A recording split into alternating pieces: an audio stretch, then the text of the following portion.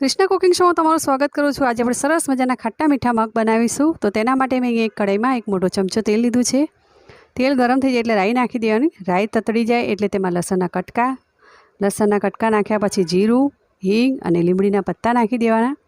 થોડી લીલા મરચાંની પેસ્ટ નાખી દેવાની। પછી તેને સરસ મજાનું સાંતળી લેવાનું। પછી ચપટી હળદર, ચપટી લાલ મરચું નાખી દેવાનું જેથી કલર સરસ આવશે। પછી તેમાં અડધો ગ્લાસ જેટલું પાણી નાખવાનું અને થોડો ગોળ નાખવાનો અને એક લીંબુ નીચોવી દેવાનું। બરાબર તેને મિક્સ કરી લેવાનું અને ટેસ્ટ પ્રમાણે મીઠું નાખી દેવાનું। પછી થોડીક 1/4 જેટલી બીજી હળદર અને અડધી ચમચી લાલ મરચું નાખીને સરસ મજાનું તેને મિક્સ કરી લેવાનું। બરાબર ઉકળે એટલે આ બાજુ મેં પહેલેથી મગને બાફીને રાખ્યા હતા। તો સરસ મજાના મગ બફાઈ ગયા છે। પછી વઘારની અંદર મગ નાખી દેવાના અને પાછો બીજો અડધો ગ્લાસ પાણી નાખીને તેને મિક્સ કરી લેવાનું અને સરસ મજાનું ઉકળવા દેવાનું। તો આપણા સરસ મજાના ખાટા મીઠા મગ તૈયાર થઈ ગયા છે।